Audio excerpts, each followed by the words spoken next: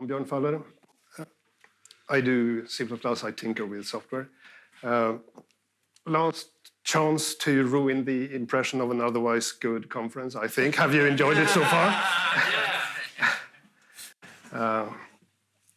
So, memory management. I briefly mentioned I live in Stockholm in Sweden. I work for NetInsight. We make network equipment like those, or those, and then we connect them together because, well, networking.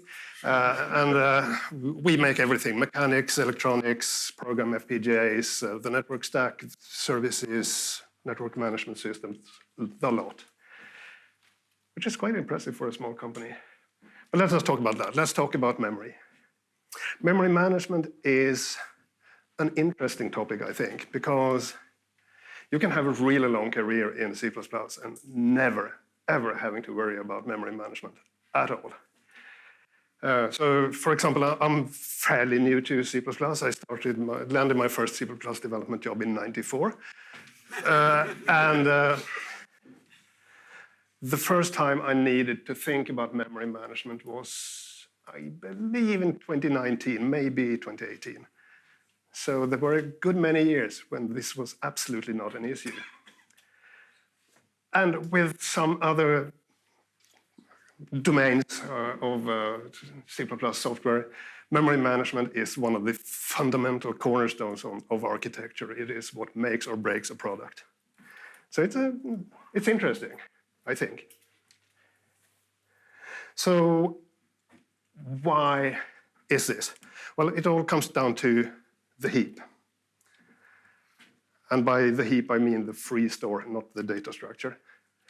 And the heap is kind of amazing. It's very flexible. It allows you to allocate objects of any size and any alignment. You can allocate them and deallocate them from various threads, even allocating one and deallocating the other. And object lifetimes can vary wildly. Some just live internally in a function for a few microseconds, and some live months, years. This is an enormous flexibility, but it comes as a cost. So it means that the data structure used to implement the heap has to make trade-offs between lookup time and space overhead constantly. So, for example, that object lifetimes can vary wildly means that there is just no way at all to guarantee locality of reference for objects that should be accessed close to each other temporarily. And fragmentation makes things worse over time. With fragmentation, I mean that the available memory for the heap to give out allocations becomes fragmented in the way that there are no large free slots available anywhere. So every time the heap needs to allocate something large, it needs to go to the operating system to get more. And then that gets fragmented and it gets more. And for a long-living program that runs for weeks, months, years, it appears like you have a memory leak, but you don't. It's just that the heap becomes more and more difficult to find the memory you need in. And allocation and deallocation in different threads obviously means that you have a synchronization overhead. You must. So you turn to allocators.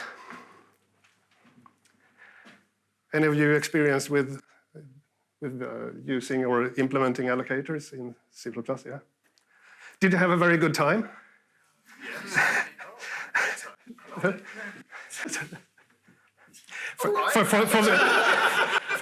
For the record, Guy did like it. The others did not. I think this is usually the experience. But PMR allocators suck less. They still suck, but they suck less.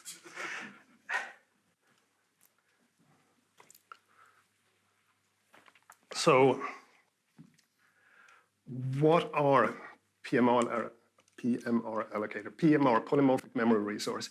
It means that when you have some kind of container that uses a PMR allocator, and I use container very broadly here. It can be a string as a container in this case, something that allocates memory. it has a PMR allocator. And the PMR allocator references a memory resource. And that is the strength and weakness of the system. So which memory resource you use is something that is decided at runtime. So it's not a part of the type system. The type system just says this type uses PMR. So how does this work then? Yeah, what I just said. Yeah, the standard library conveniently has aliases for all the container types under namespace std PMR, so they are easy to use, or at least easy to access. If you want to write a memory resource, the purpose of the memory resource is to implement some kind of memory allocation strategy. And if you want to write your own memory allocation strategy, what you do is you include the memory resource header, and you write your new memory resource by inheriting from PMR resource, and you implement these 3 virtual member functions. It is, in my opinion, slightly annoying that alignment is represented by size t, because we have an align val t type in the type system in the standard library, and an alignment is not the same thing as a size. It's a minor inconvenience, but it is an inconvenience, and it means that you do run the small but existing risk of swapping the order of the 2, and you will not be happy if you do.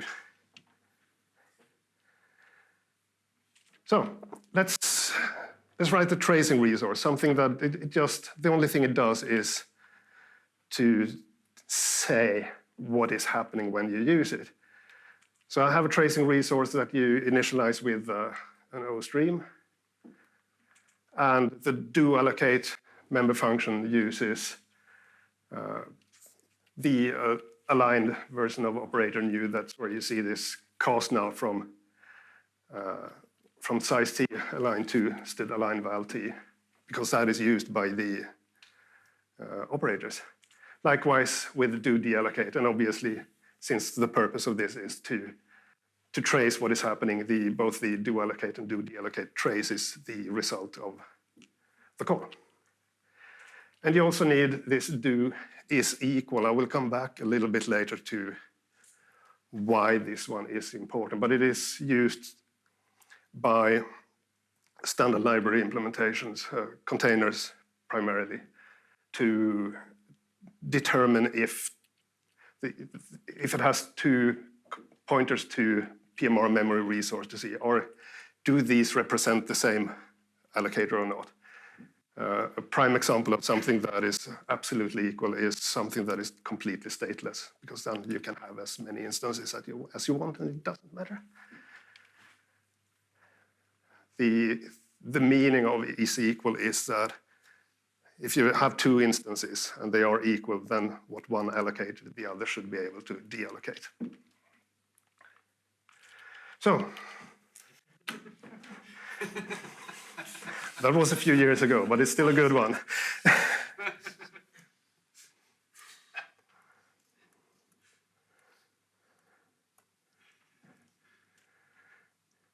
So here we have this tracing memory resource that I see that I made a mistake in, but you didn't notice that, so let's not worry.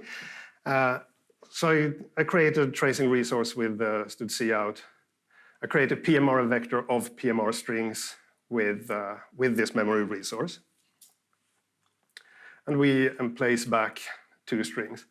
And what we can see here is what's happening. It allocates 40 bytes on the first and place back, that is to make space in the vector for the first string. And then the first string is constructed using the same memory resource. So 26 bytes is allocated for this one. Then the internal buffer grows to double the size because we need to fit 2. And then 32 bytes are allocated for the second string. And the first one has been moved, so there's no new allocation happening there. And the original space for the vector is deallocated. And then since we're not doing anything else, the rest is deallocated. So now we have seen how the memory resource comes into the vector and its contents. Because I never said anywhere that the strings should use this tracing resource. They just did because the vector has it. Okay.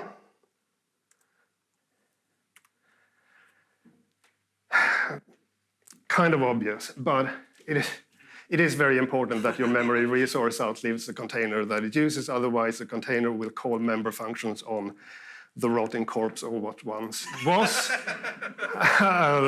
a memory resource, and that necromancy will not end well. I'm sure it will not. So it's obvious, but it's easy to miss. It's also extremely easy to miss somewhere using a PMR type. And when you do that, what happens is that the program functions absolutely perfectly. It just doesn't allocate objects where you thought they would. So it's easy to make the mistake. It's not so easy to detect the mistake. So that is a bit of a bummer. But there are tools that help. They don't solve the problem, but they help. So I'm going to use in this presentation this example of a histogram of strings. So it's implemented with an unordered map. I'm starting first without using PMR. So the stood unordered map of strings, strings to size t. And when you add a word, you use the word as a key, and you just increment the size t, so that you know how often every string is used. And then we want to be able to see the most popular words, because, of course. And the way we do this is I have a pair that I populate a vector with copies of all the strings and their counts, and do a partial sort on second, which is the size t. We're using stood greater so that the most popular word is the first. And then we print them out. Right? Nothing especially weird here. And I use an extraordinarily naive main function here that just reads the strings from cin until cin closes, and each string is added, and when there are no more to add, I print the most popular 5 strings. All right, so let's have a look.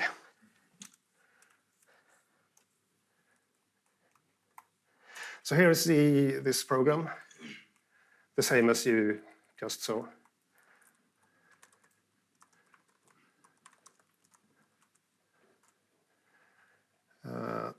Now I'm using Linux, and a tool that I like to use here is Heap. Oh yeah, I should mention that. The standard source of strings I'm using here is, I actually don't even know what it is. It's a file that comes with Perl. The only reason I chose it is because it's fairly long-ish, not gigantic, but somewhat long, and it has a lot of strings, and it has a lot of repetition. So let's run this with Heap. Heap intercepts calls to the heap. So new, delete, malloc free, etc. So we can run this and see what is happening. So we can see 133 something calls to allocation functions. We can see some maximum memory used, etc.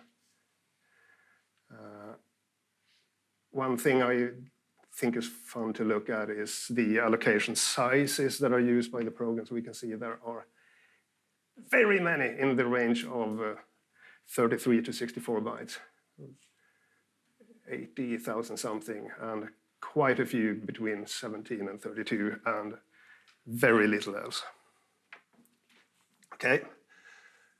Another thing that I think is really useful with this one is flame graph, but here you have to remember to say what you want it to be a flame graph of.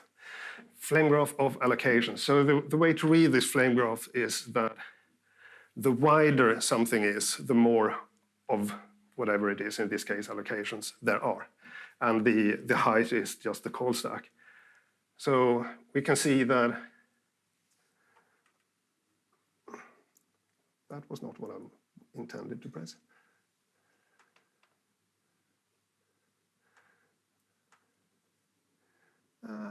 There. Most allocations are in histogram add. That makes sense. We create nodes for the hash map, and we create strings. We have some in print top. That makes sense because we're copying the strings. So, and we can also see, like bottom up, to see from the allocation you can drill down and try to find the site of where this happened. I usually prefer to do the top-down one instead of go from main. In this toy program, it doesn't really make a lot of difference, but in a large program, you can see the print top to std vector, and then you're pretty soon inside the standard library and you start crying. But you get the idea. You can see where memory allocations are made and how many. So here you have the counts. So that was just the warm-up. I didn't use any PMR here. So, but we have a baseline. We know that we have 133 something thousand memory allocations, and we know that they are primarily of sizes between 17 and 64 bytes. So let's see what happens if we add PMR to this. So what I do is just sprinkle colon PMR a little here and there in the code. You give it an allocator of the polymorphic allocator type. If you are in C++17, you need to add a type here.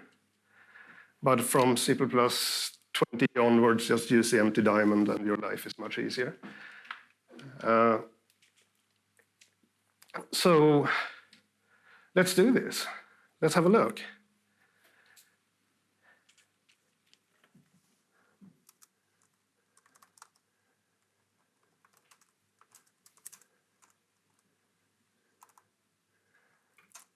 What happens? 133,000, that did not make any difference. Okay. Sorry? Still running the old program? No. It is exactly the way it is intended to be. We can actually see a little bit of a difference. No, you're right. It was the... Damn it. That was embarrassing.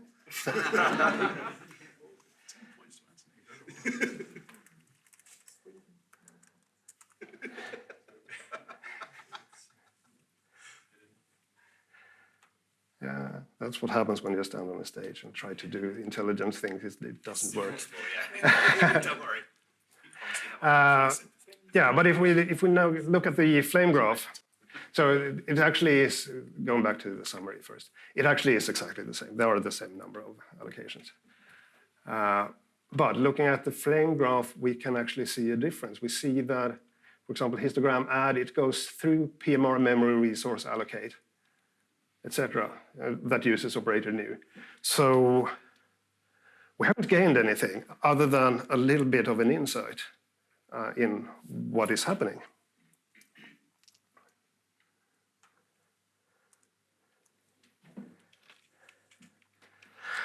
So the reason this works the way it does is that I never provided a memory resource.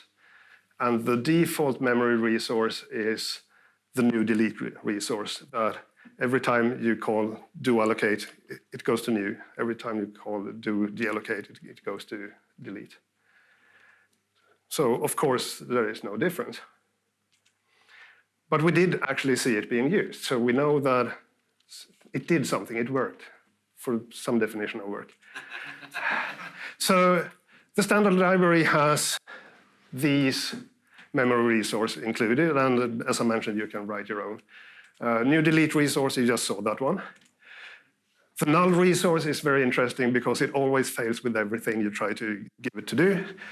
I have such days at work also, so. Then we have the synchronized pool resource. That one is interesting. It allocates buffers and for fixed sizes. And this buffer is seen as a table of entries. And it does allocations by just getting the next free entry and keeping track of which entries are free to use and which are used. Which means that allocation in this slab of memory is really fast because it's just basic arithmetic trying to find the next place. It is synchronized so that you can use these to transfer allocations across threads. The unsynchronized pool resource is exactly the same minus the synchronization as the name implies, which means that if you know that all the allocations you're going to do will live only within one thread, you don't have to pay for the synchronization overhead. And then you have the monotonic buffer resource. That one is interesting because it also, either you give it or it allocates a huge slab of contiguous memory, and every new allocation just goes to a higher address, higher address, higher address, higher address, and deallocate does bugger all. Which makes it extremely fast because the arithmetic used to do an allocation is next to nothing, and it's in strictly increasing memory address order, which is extremely friendly to the prefetcher. It's kind of limited in when you can use it, but it's very fast in those contexts. So a typical context is in a function that needs to do allocations locally just inside that function and not again. So then you can have maybe a pre-allocated slab of memory somewhere, and when you enter the function, you create a monotonic buffer resource that uses that slab of memory, and when you exit the function, it's just available again for the next call. So that makes things really fast in that context. So you can also cascade memory resources. So you construct a resource with a pointer to the next resource to use in case the resource does not have the available memory to do an allocation. So as an example here, I have this function do work that takes a polymorphic allocator. And I'm calling this with the address of pool. Pool is an unsynchronized pool resource that uses monotonic buffers as its next allocator, its fallback. The monotonic buffer resource uses a heap for its fallback, and the heap is the new delete resource. Okay? So when do work needs to allocate memory, it goes to pool to get memory. And pool will return whatever it has, but if it doesn't have anything, it will go to monotonic buffers. Monotonic buffers will give whatever it has next. And if it doesn't have anything, it goes to the heap. And hopefully you will actually get memory there. Which means that we should go back a little bit to this tracing resource that I showed initially, because I used naked operator new and delete there. Which may be, I mean, it's not wrong, but it's not the PMR way. So maybe we should instead give it an underlying resource, the next resource to use. So that when in do allocate and do deallocate, we just call the underlying resource and say, yeah, it's your job. I don't actually have any memory, so you do it. And we default it to be the get default resource. Now this one is a little bit funny. So there is a default resource. You can set the default resource if you want to. The default is the new delete allocator. But you can set it to something else. I'm sure no one will be confused by that. Although when I test ran this for the local user group in Stockholm, it was suggested to give it the null resource. I'm sure people will detect that.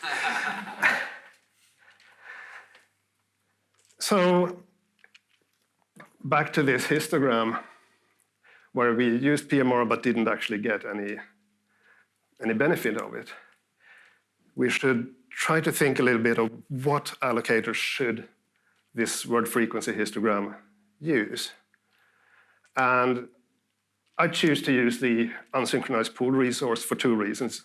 One, this is single-threaded. We don't need to pay for synchronization. We don't know how much memory we will need because it depends on things.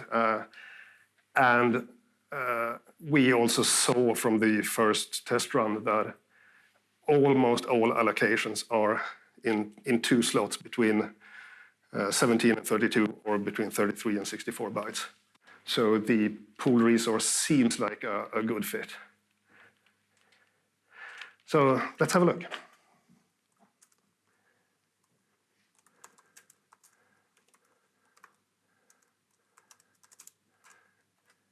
So here it is in all its glory, exactly the same thing as I showed you.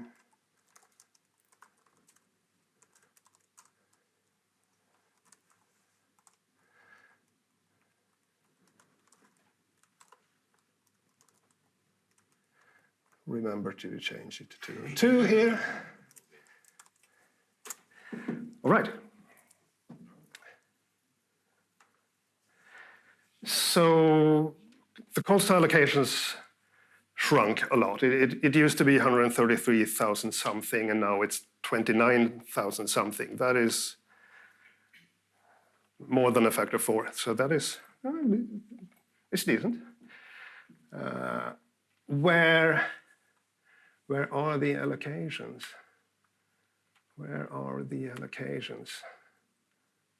Print top. All right. Interesting.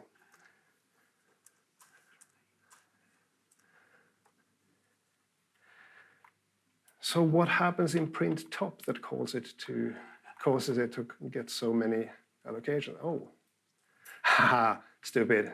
Stood PMR vector, of course. Duh. Okay, this will be much better, I'm sure.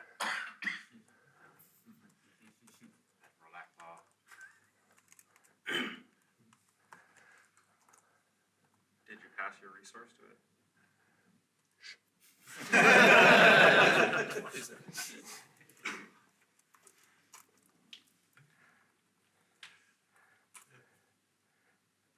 It's exactly the same. What?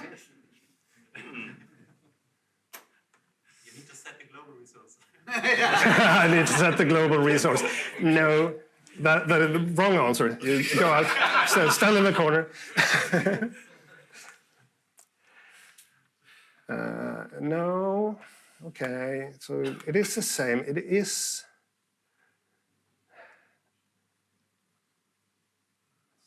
It is where it should be. It is in print top. What is going on here? And no, actually, we saw that it uses memory resource, but it still goes to operator new. Okay.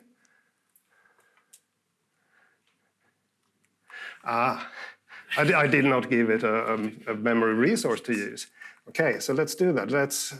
I'm lazy, so I'm just reusing the one that is used for the unordered map.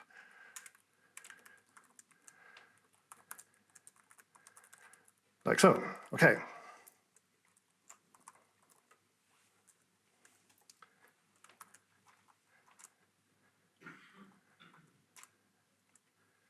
84.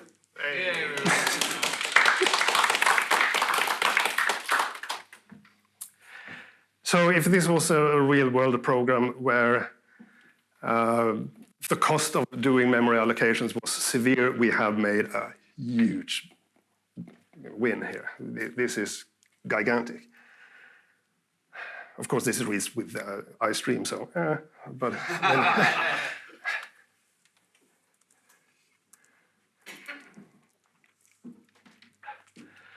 so, I mean, this is good. This is pretty damn good. But you need tools. You really need tools like Heap, because as I mentioned, and as you saw, when you forget somewhere to either use a PMR type or to give it a correct memory resource, the program still works. It just doesn't allocate the objects where you thought they would be, and the performance gain that you expected to see is just not there. And you need tools to be able to find this. So that is a little bit of a disappointment, I guess, but still it works. So let's shift gear.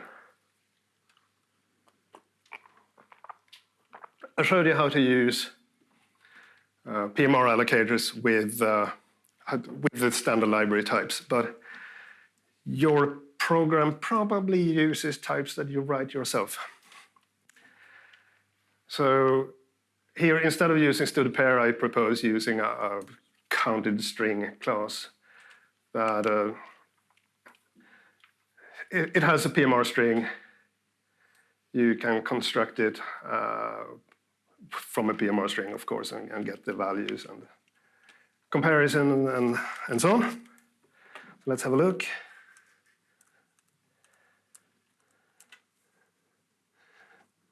At this example. So here I have now, I'm using the tracing resource in this case, but with this counted string. And now something seems to be a little bit wrong, doesn't it? What we see is the allocations used for the vector, but the allocations for the string here in our counter string does not seem to use that resource. That is a little bit strange, because we saw with the unordered map example how it just propagated. And we saw when we used a PMR vector with a raw PMR string that it propagated. So why doesn't it propagate here?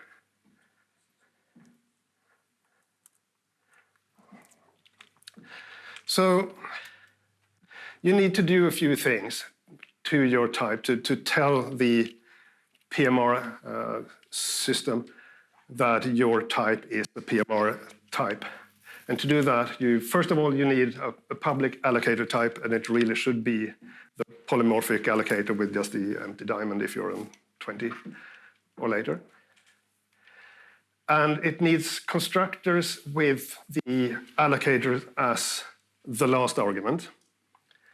And the tradition, if you can call it that, in the standard library is that the allocator is defaulted.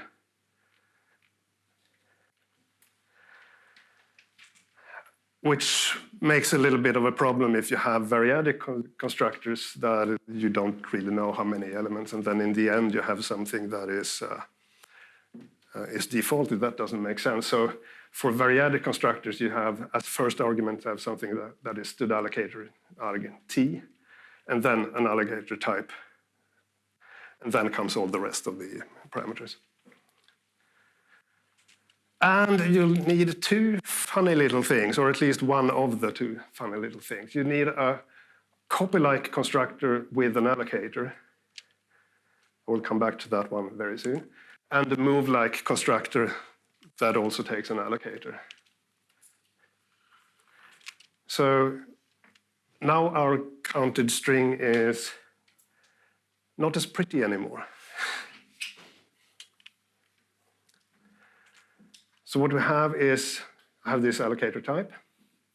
As I said, we need this to signal to the PMR system that this is a PMR-enabled type. I have the first constructor that takes a count on the string, and then the allocator is defaulted. I have a variadic one that takes the allocator arg t and the allocator, the size, and then whatever is used to construct the string. And then we have this funny little almost copy constructors. It says, create a new counted string from the original, but use this allocator. And the same with the move-like constructor. So let's have a look at this one. This is going to be a little bit messy, I'm afraid. I'm sorry for that. So I'm still using the tracing resource to see what is happening. So I have the counted string. I have cluttered it a bit with traces to see out here to say that it's calling the non-variadic constructor or the variadic constructor. And I have placed, I'm using the preprocessor here to be able to turn on and off things to see what happens if we have them. But currently everything is enabled, so this minus the clutter, this is the same thing that you just saw on the previous slide. So then we can see allocate memory for the for the vector. Allocate a string using the variadic version of the constructor, allocate a space for a larger allocator, allocate the next string using the variadic one. The previous string is now moved to the new memory area using this move alloc thing, that almost like a move constructor, but not quite. And then all the allocations after that. So what happens then if I disable the move-like allocator, it still works. It just does the copy-like allocation instead.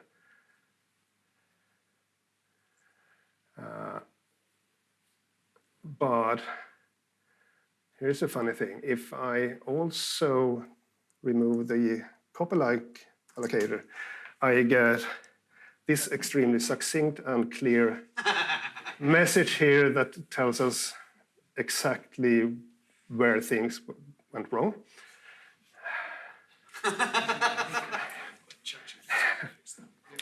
I spent a few hours on that. There actually is somewhere in the middle of that spew, there actually is a static assert that sort of kind of tells you what the problem is. But it's not easy to find. And also another funny thing with how this behaves is that if I, let's see, it uses the variadic allocator. If I remove that one, it will use the non-variadic one. And this is kind of funny because I'm just doing construction with the values here, and their arguments are in completely different order. But the PMR system tries first to see, can I call it like this? And I say, no, you cannot. Okay, can I call it like this instead? Then yes, you can. And since I did emplace back a string literal decays to a char star, which can be used by this variadic version of the constructor, but if available. But now when I made it not available, it will try this, and then it will create the PMR string using that. So this system is quite clever, I think, in many ways. So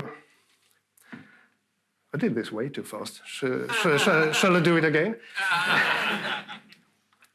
So in conclusion, I think making your own types use PMR allocators is, I wouldn't say it's hard, but it's extremely contrary to Andreas's talk, for those of you who were that easier, about making it difficult to use wrong. And this is not it. It's easy to use wrong.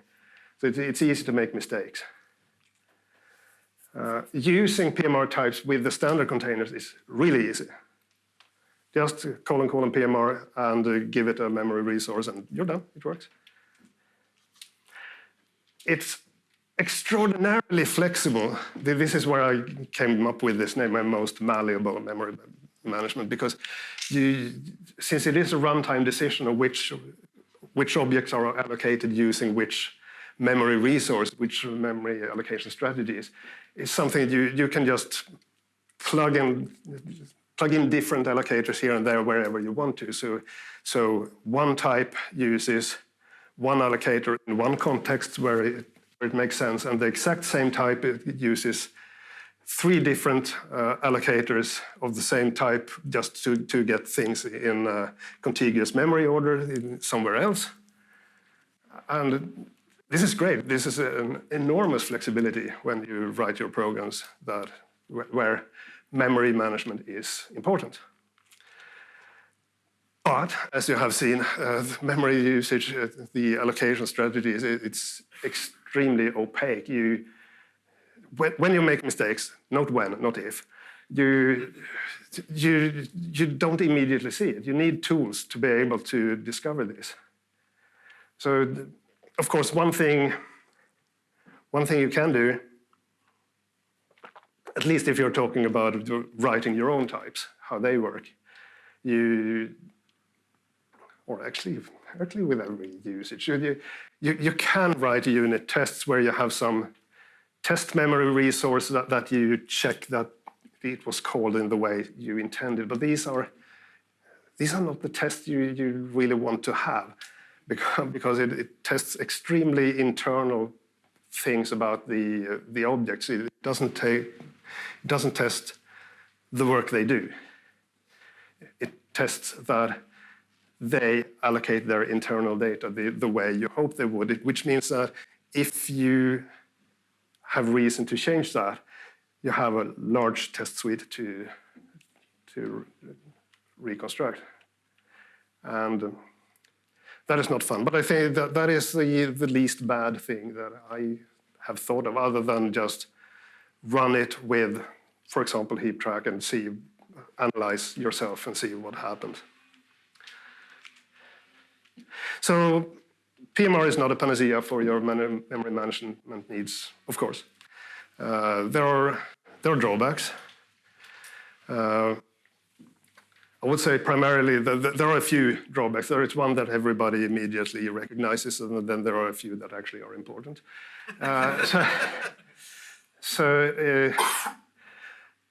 The most eagle-eyed among you may have noticed that when I started using PMR, the objects got a bit larger.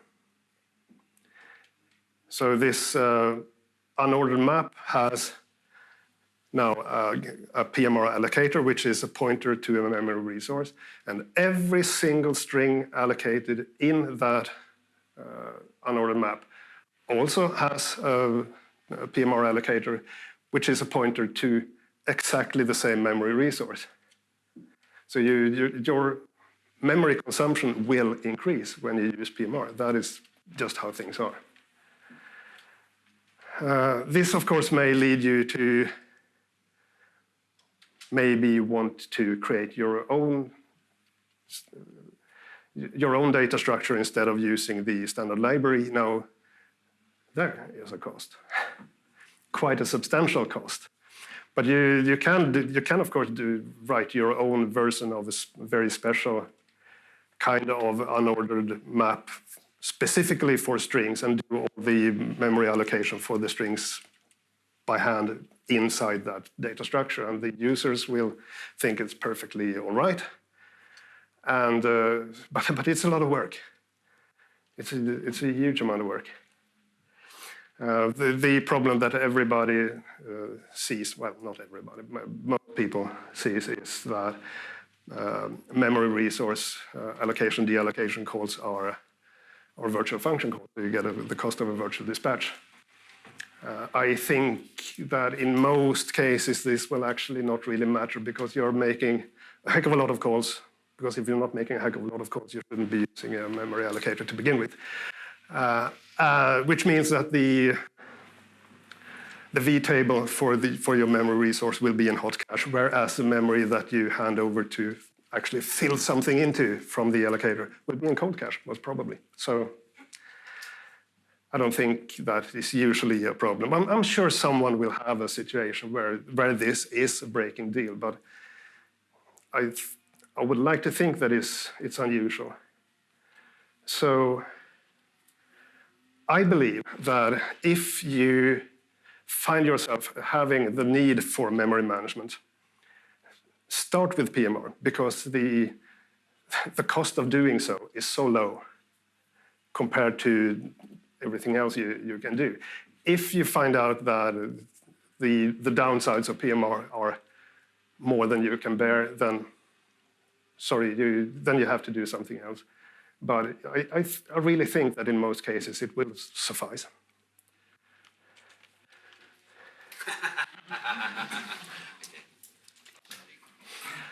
This is an important bit.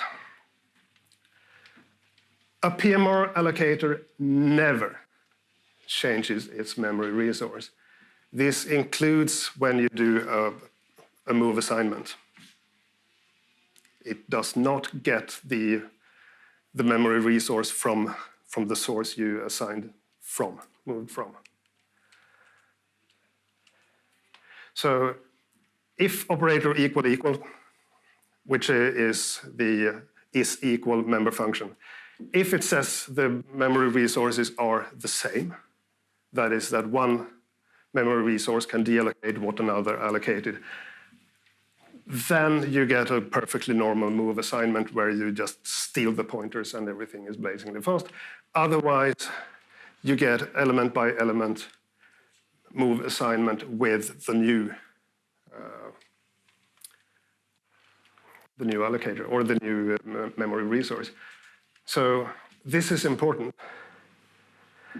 This is a design decision that the people who made the PMR system they decided on. They could have decided otherwise, but I think they probably made the right decision because this makes it much easier to reason about which memory resource is used by which object, because it always uses the one it was constructed with.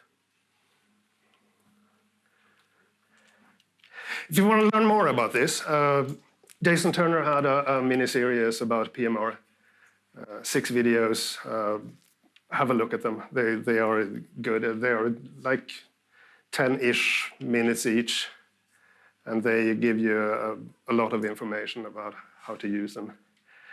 And if you want a more in-depth one, have a look at the 2019 CPPCon video from Pablo Halburn and Alistair Meredith, where they go into more the thinking behind why it works the way it does.